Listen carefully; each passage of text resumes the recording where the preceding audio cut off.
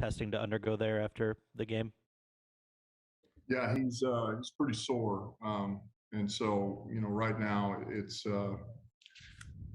I would say it's hard to say that you'd see him playing. But there again, we'll know a lot more on how he feels tomorrow, and then certainly Wednesday. But I know he's hurting a little bit. And then you guys made the decision to activate Afatu today. Jerry's played really well in his stead, and so I'm kind of trying to get a sense of how you feel the playing time rotation might work out, particularly with no stability at maybe nickel right now. Yeah, so we see Jerry staying put. Jerry will stay in there and keep doing what he's doing, and we've got Iffy available, and we'll work him in a little bit. But I think right now it's just about getting Iffy back. He's kind of been in practice, but now that he's been elevated, let's see where he's at. But I don't necessarily foresee us making any changes secondary wise as far as the starting unit. Thanks, Dan. Yep. Carlos. Hey, Dan. Obviously, that Thanksgiving game gets a lot of attention locally, nationally. You just took it in the teeth. I mean, fans, media, whatever, a lot of people angry, specifically at you over various, things, right? The play calling and such, the result. How aware are you of all that criticism? And what do you think of it? Is it warranted? Yeah, I'm not aware just because I don't read that. I don't read good or bad because I think it'll sway you one way or another if you're not careful, and neither one of them is good. I think just to stay just in where you feel, what you see, what your team tells you, what your coaches, just kind of living in this world, if you will. Now, that being said, I get plenty of it's almost like I get the text and I get the calls, hey man, hang in there, hey, blah, blah, blah, and so it's like the more that I get, the more I know there's chatter.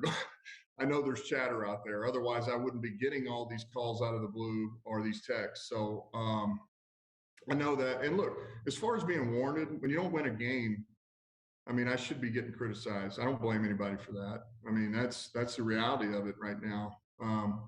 And I would love to be able to say there's something I can tell everybody that's going to make everybody feel better. But as you guys know, it's about winning, and we haven't done that yet.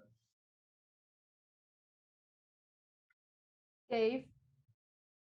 Hey Dan, I'm gonna get you a Freak.com subscription for Christmas, so you keep up to date with everything we're writing during the season. Your defense has played really well the last games, I guess. I mean, haven't allowed more than 16 points any of those games. Obviously had a little hiccup before the bye and played a couple of good offenses before that. Is there something in particular that you guys have done the last 3 weeks to settle down, or what do you attribute, I guess, that the defensive?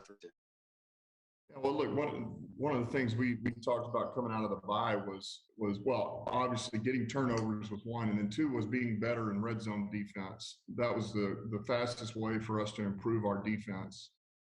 And we've done that, and it's shown up. And it's one of the reasons why we're limiting opponents to, where we have no more than 16 points in 3 games. So I think that's to be able to just kind of highlight that and work at it and improve on it, has given us a chance. And this is not to like cap on one unit, but I did hear an interesting stat today that if you had scored 20 points in every game, that you guys would be 5-6 right now. And so I mean, 20, not a lot in the NFL, but I wonder what that says about your defense, that you guys have been able to, hold teams to such low scoring outputs through the course of the year. Look, those guys have, AG and those guys have, I think, done a dang good job of trying to maximize what we've got. Everything, just maximizing our staff, but also the players, trying to put them in a position to have success. And there again, when you're able to, it doesn't always like defense. It's easy to say, well, you just if you want to be a good defense, don't allow yardage, but it's not the yards. It really is the points. And our guys are doing that right now. And we're able to limit the run, which really helps us. We're kind of making teams a little more one-dimensional. But it says a lot, because ultimately all you can ask for your defense is to give you a chance. And to that point and to that stat, you would say they are giving us a chance. Now, there's things we got to clean up. At the end of the day, when you're talking about defense, your job is not to allow the opponent to score more than your offense. That's what you're charged with too. But I feel like those guys are, they're banging away over there. Great. Thank you, Dan. Yep. All right, a couple more, Mike. Hey, Coach, thanks for doing this. I know this is probably a question you'd ask more coming out of a bye with a bigger break, but really haven't had a break and sort of a mini bye here. And I wonder if there's any sort of theme or message you have for your team going into these final 6 games, how you want to approach them, either 1 through 6 or the entire block. Yeah, the message is that we got 6 to go, and we're playing spoiler now. I mean, we're trying to run people's day is what we're trying to do, and so how do we improve on the things that we've done a good job of and make it a little bit better, and then certainly the things that continue to show up, how do we help? But I think now it's all about how do we make these last 6 opponents kind of have to deal with what we've dealt with for the season. That's the message. All right, cool. Thanks a lot. Yep. Last one, Tim. Hey, Dan, thanks for taking the time. You talked about the defense and how well those guys are playing. What would you like to see? Where would you like to see the biggest improvement offensively these final 6 games? Where would you like to maybe that unit take its biggest step? The details of what we do in the pass game have got to drastically improve. And believe it or not, there has been improvement, over the last couple of weeks on some things. But we just got to grow from there. And, just every little thing from the splits to the depth, they make all the difference in the world to what we're doing, particularly when you play some of these teams that are playing zone. Like we faced. I mean, look, Chicago did a lot of things that they haven't really shown. But that being said, we got plenty of ammo. But it's like, man, when you're where we're at, it's that split of where you're at, and that route depth makes all the difference. And in that route, that hook route that's supposed to be 18 yards and it's 16, and then I'm 2 yards inside of where I should be. You just covered yourself. Just little things like that. And so I think if we can improve on that, improve on some of the things, we're trying to push the ball down the field a little bit. We got one. And ultimately even the other day, that what really killed us, we weren't even able to get into a lot of things we did because of our own mistakes, penalties, and which is a lesson. And when the game starts going that way and they start calling it that way, man, you got to let off. You can't finish those blocks.